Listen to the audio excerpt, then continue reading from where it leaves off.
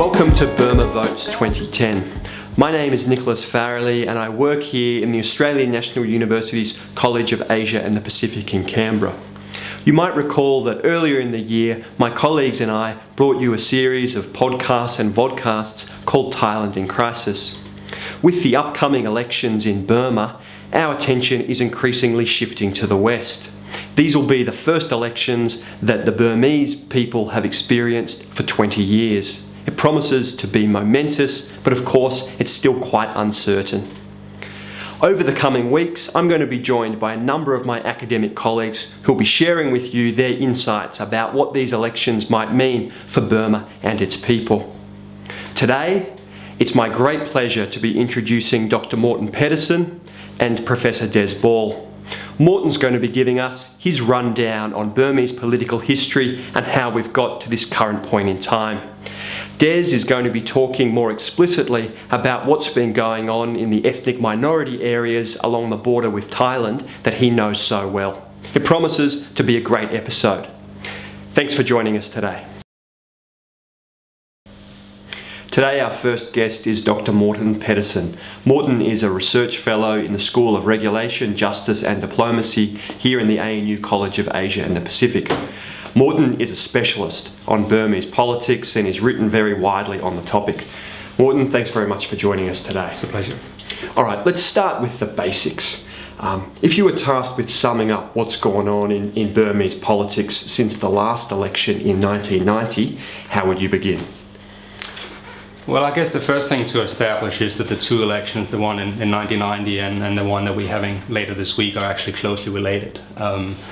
One of the interesting things about the Burmese military is that although they've actually ruled the country for most intents and purposes for 50 years, they never actually claimed the right to do so. So ever since they took power in 1988, when they squashed the uprising, they've actually been looking for a way to return to civilian government without actually relinquishing control of the country. So the 1990 election was the first attempt at that. That backfired. The National League for Democracy won a landslide victory, which meant that the military would have lost all control. So they stepped back from that and then tried to draw up a new constitution. The NLD refused to have anything to do with it, and that resulted in a long standoff. Now, the elections that we're going to have later this week is part of what has been called the military's roadmap to democracy. Now, this was announced officially in 2003, but it's actually a reiteration of this long-standing plan. So in many ways, we're actually kind of back where we started 20 years ago, and that, of course, is an important factor in how we look at these elections. In the meantime, of course, a number of things have changed, and I think maybe the thing that's most important to point out links to the balance of power within the country. Back in 1990, the democracy movement was on a roll. There was a real momentum there. There was a real belief that change was coming. Today, it's a shadow of its former self. The military has reasserted itself.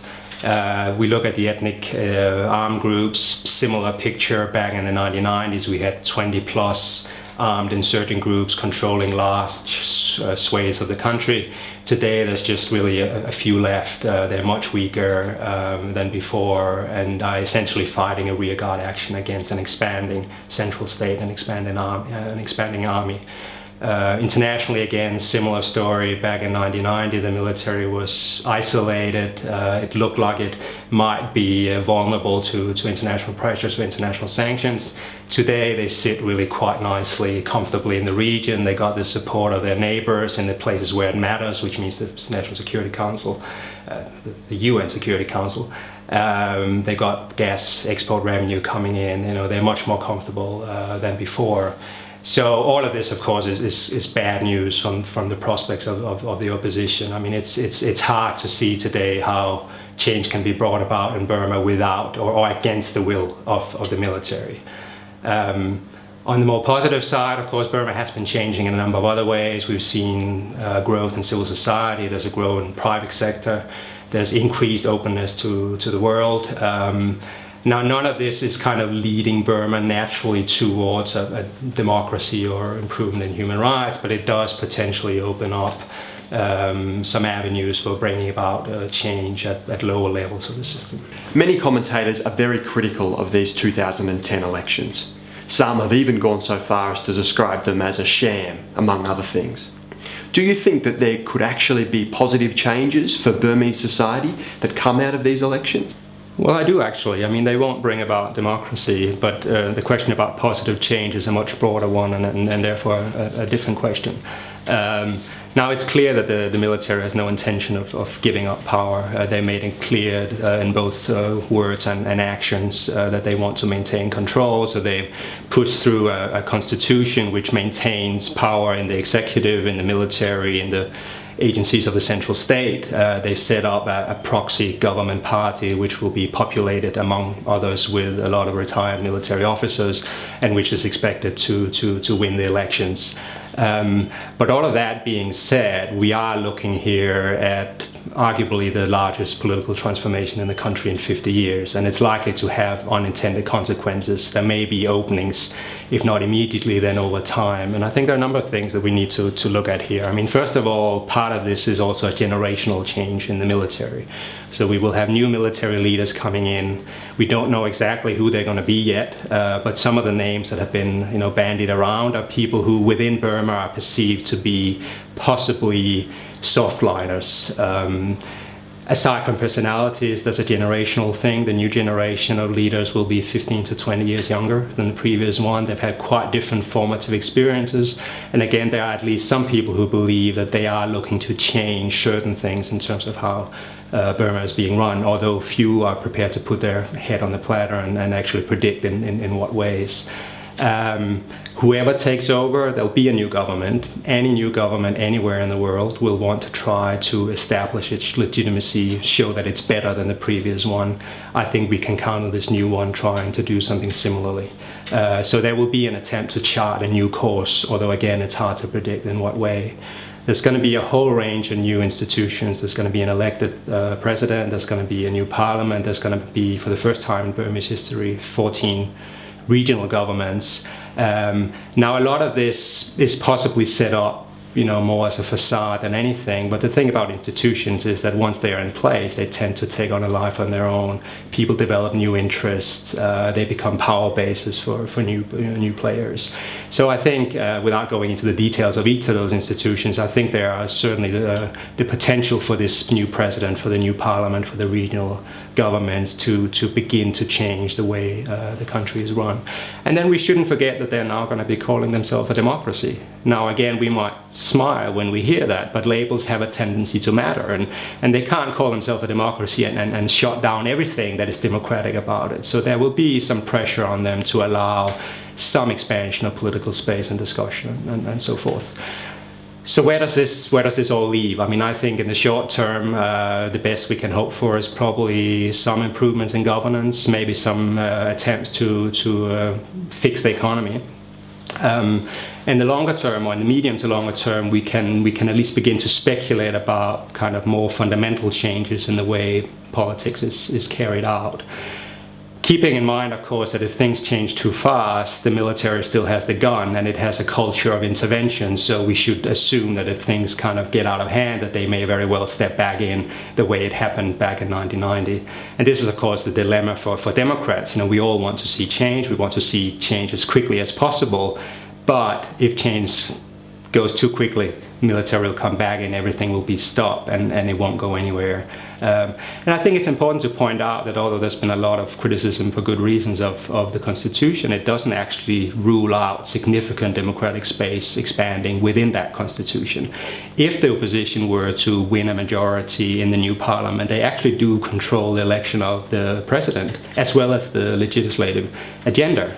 So if we had a repeat of the 1990 elections, which we won't have this time around, but we might have in 2015, even within this flawed constitution, there is space for democratic politics to begin to take root. Here's a question that we usually don't pay too much attention to. What are the risks in these 2010 elections for the Burmese generals? Well, I guess the biggest risk is to the internal stability and coherence of the military. One of the things about the Burmese military, which is perhaps the single most important factor in understanding the longevity of military rule in Burma, which is quite unusual actually on a global level. Usually military regimes don't last that long. The Burmese have, and the reason for that is that they have been extremely united. And there's a number of reasons for that. There's been a common enemy that have kind of pulled them together. They've developed over time common interest. But there's also been some very strategic power management going on from the top of the hierarchy, where they have used threats and bribes to keep everybody else in place, and have very carefully balanced sort of potential rivalries between different individuals, between different parts of the military. Now, some of that is going to be a lot harder in the future, because now, although the military will be sitting in all the different institutions, we are now going to have at least two different kind of arms of the regime. We're going to have retired military officers within the government, the president, most of the ministers, people sitting in parliament, and then we're going to have the active officers in the armed forces. So instead of having one hierarchy, we're now going to have two.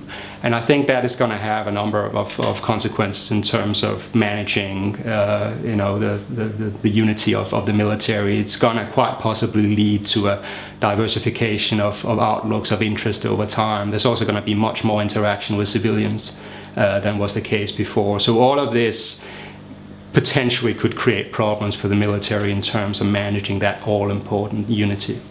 Aung San Suu Kyi is on the sidelines.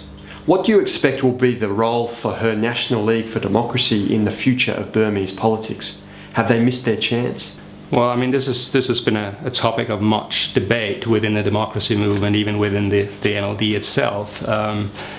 The NLD seems to be banking on an assumption that if they boycott the elections as they're doing, they will be able to delegitimize the entire process, and that will kind of force the military to return to the negotiating table, specifically to negotiate with the NLD.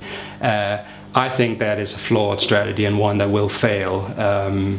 The military doesn't need the NLD in these elections. In fact, I think they're quite happy that they have opted out of them. It's just going to make it much easier for them to make sure that everything goes according to plan. And in any case, they have made it quite clear they've been under a lot of pressure to improve this process in a number of even relatively minor ways. They have rejected all of it. So there's no indication that they are looking for anybody's approval for this. So the strategy of forcing them back to the negotiation table doesn't seem likely to succeed. So that has thrown up the question of, well, what does a new NLD then do? Because this is what they've been doing for 20 years, trying to force the military to negotiate with them. Now, one view is that the NLD can actually use this situation to kind of relaunch itself as a mass social movement, bringing everybody together in Burma who is against military rule, and therefore put extra pressure on the military to change. The problem here is that the NLD has no experience as an underground movement, and all experiences with underground movements, popular protests in the past, have ended tragically in the shooting deaths of hundreds, if not thousands, of people. Others are saying, well, the NLD can still work for the benefit of the people by engaging in social work. Well, I think it's great if individual members of the NLD will do so. Certainly the people need all the help they can get. But is the NLD a political party, or is it an NGO? I mean, this is a question that they will need to think carefully about, and there's certainly also risk involved for political parties to get involved in social activities, because it could attract negative attention from the authorities and so forth. So I think we are actually most likely to see in 5 years at the next election a resurrection of the NLD as a political party. If they don't do that, I think this is the end of the NLD as we know it. But having said that, Aung San Suu Kyi, the head of the NLD, as an individual, will always have a role to play in Burmese politics because of her background as the daughter of the independence hero of the country, because of her status both within the country and outside, which remain very strong. She, as an individual, will always be a joker, and it'll be interesting to see how she chooses to play that card. But the NLD as a party, as we know it today, unless they resurrect themselves, I think this is the end of an era.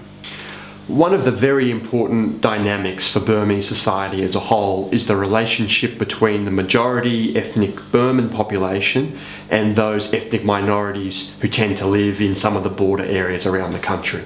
Groups like the Shan and the Mon and the Chin and all the rest. How do you see that relationship playing out in the context of the 2010 elections? Well, I mean, there's quite a large number of ethnic parties actually running in these elections. Actually, many more ethnic parties than majority Burman parties. the leaders of these parties are arguing that they think they can use this new system to their benefit. They think that they can win a majority in the local parliaments, the new local parliaments, and that they can use that to begin to work for the improvement of conditions for local communities, and then maybe over time begin to expand that influence sort of back to the national level. Now, what exactly the prospects are of that are hard to say. I guess the important thing to point out is that the Constitution still sets up a highly centralized system where most power lies with the central government, and therefore there's relatively limited power left to be used at the local level. But having said that, it's impossible to predict exactly how this will work out, and I think at least we need to wait and see, and we need to certainly give these people who believe in this a chance to show and to work for that. The more immediate threat, of course, is that a lot of people fear that the military government after the elections will attack the remaining ethnic armed groups, and not just the insurgent groups like the Karen National Union, but also the ceasefire groups like the United Wa State Party, the Kachin Independence Organization. The feeling being that since these groups have not agreed to participate in this military-managed transition, that they are now seen as an enemy and that they will be potentially subject to military attack. Now, if that happens, then all talk about gradual political change, certainly at the local level and maybe even nationally, goes out the window, because then we return to an essentially security-oriented administration where everything will be about beating the enemy. And on top of that, of course, we're going to be looking at a potentially a massive humanitarian crisis. So the answer is a kind of a twofold one. It's possible that we could see gradual change, but it's also possible that things could actually get worse. Okay, Morton, I'm going to put you on the spot here, and I know this is a bit unfair, but what do you reckon the outcome of these 2010 elections is going to be? Well, I mean, a lot will depend on how the election actually, or the poll actually takes place on election day, and we really don't know. I mean, will there actually be a fairly free vote on the day, as happened in 1990, or will there be extensive manipulation, even rigging of the vote? Obviously, if it'll be the latter, then we'll see a landslide victory by the pro-government party. But if there is a fairly free vote on the day, then we could see a significant number of seats going to the opposition. But it is important to point out that just looking at who is actually running in the different constituencies around the country, the opposition can't win this. I mean, the only two parties that are running candidates in most of these constituencies across the country is the government party, the Union Development and Solidarity Party, and it's the National Unity Party, which is a successor of the old Socialist Party, which is kind of considered to be quite close to the establishment and to vote with it on any significant issue. So even if the opposition wins all the seats that they are running in, they actually cannot in this election win a majority of seats. So the question is, will they get a significant minority or will they get a very small minority? And then, of course, the next question is, what will happen between these elections and the next elections in 5 years? Because all the kind of change that we're talking about here is medium to long-term change. Thanks very much for joining us today, Morton. It's been simply terrific to have you involved. You're welcome. It was interesting. Our second guest today is Professor Des Ball from the Strategic and Defence Studies Centre in the ANU College of Asia and the Pacific. Des will be familiar to those of you who watched our Thailand in Crisis episode 2 earlier in the year. As well as writing a great deal about Thai matters, Des has a real interest and expertise on what happens along the Burma-Thailand border. Des, it's wonderful that you could join us today. Thank you. So, a few of us have been reading that the Burmese generals have, in this pre-election period, been trying to ramp up the pressure on some of the ceasefire groups. What do you think they're trying to achieve? I think, to begin with, the relationship between the election and the setting up of the Border Guard Force is important to recognise, because they're trying to achieve their own form of stability around all of the border areas, and they're using both that Border Guard Force BGF process and the election process in tandem to do that in their own way of creating or enforcing national unity in their terms.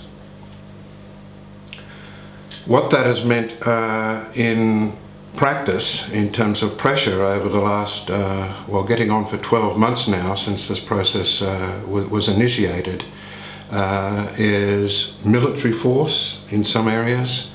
In other areas, selective killings. For example, in Mon State, where you have a ceasefire group, the New Mon State Party, not at all providing any resistance to the regime. You've still seen a number, several of the order of perhaps one a month, of leaders there being assassinated because they're not sufficiently enthusiastic about either the BGF process or the election process. Des, you've spent many years studying issues along the Burma-Thailand border, and in particular you've spent a lot of time with groups like the Mon, the Karen and the Karenni. How have they responded to the 2010 Burmese elections? I think there's been a mixture of responses in many villages. It's in one sense a lack of interest. In other words, they don't believe that in terms of their own circumstances anything is going to be changed by this election. Repression will continue, forced labour will continue, portering, all of the things which are happening now will continue and may even get worse after the election. But in addition to that, there's a sense of fear about not just possible repercussions in the immediate aftermath of the election, repercussions if the voting is not high enough in favour of the regime, in other words, if it's less than, say, 95%. But over the longer term, fear that this process will provide legitimacy to the regime, which then will be used for even harsher repression, even harsher crackdowns in these areas. So one of the responses in some areas, in the Karen area, for example, among the DKBA, another ceasefire group allied with the junta, many of them, at least the women and the children, have already been moved to the Moi River, to the Thai border, ready to cross over in the event of heightened repercussions. A couple of thousand of them have already, in fact, crossed over, about 3,000. There could be as many as perhaps 10,000 in the few weeks following the election. In some areas, like in Karenni State, the Karenni ceasefire group, the group which is on the side of the regime, their youth wing has decided to boycott the elections. And one of the consequences of that for the Karenni people is that there will be some repercussions for that. The regime is not going to let them get away with that. So for the longer term, I think that the prospects for villages in those immediate border areas are pretty dismal, and the prospects as far as Thailand is concerned is that you could have very, very substantial numbers of refugees crossing over, in addition to the 150,000 odd who are there at the moment. And that's going to cause real problems. In Tak province, for example, where most of the Karen refugees are, they're supporters of the KNU and its armed wing, the KNLA. These new lot of Karen people who are crossing over are DKBA, and they've been at each other's throats since now 1994, 16 years. The people who are in the refugee camps at the moment view the DKBA people, troops, as those who have committed a large number of atrocities against them in that decade and a half, and are not going to be that welcoming to these new arrivals. So from the Thai perspective, they're going to have a bit of a problem on their hands. Des, finally, and before we wrap up, What do you think the outcome of these elections is going to be? Well, on the one hand, it will be an unequivocal victory for the regime. The only question is, what is the margin of this victory going to be? I think it will be used by the regime to crack down harder on some of the minorities. So I think that the most likely outcome, it's difficult to judge, but the most likely outcome is that there will be harsher repression for minority groups. One consequence of that, though, is that those minority groups who have already started to cooperate a little bit more closely together in the last few years could well come even closer together. You could possibly see, I don't know what the probability is, but it could be as high as 50%. Some of the ceasefire groups, like the Kachin Independence Organisation, breaking the ceasefires, linking up together, Kachin, Shan, Wa, with those groups who are currently fighting the junta, other Shan groups, the Karenni and the Karen, and even some of the Mon, in a unified armed resistance to the regime of a scale which we haven't seen for many decades. Des, thank you so much for joining us today. As ever, it's a real pleasure to have you involved. Thanks, Nick. I hope you've enjoyed this first episode of Burma Votes 2010. I think that both Morton and Des really gave us a great deal of food for thought about Burma's prospects in this uncertain electoral moment. We're all just going to have to wait and see what happens next. In the meantime, if you'd like to leave any feedback for us, you can do so at the ANU YouTube channel, or of course you can join in the conversation at newmandala. We're going to be back after the elections with more analysis and insight from here at the Australian National University's College of Asia and the Pacific in Canberra. I really hope that you can join us next time. I look forward to your company then. Best wishes to all.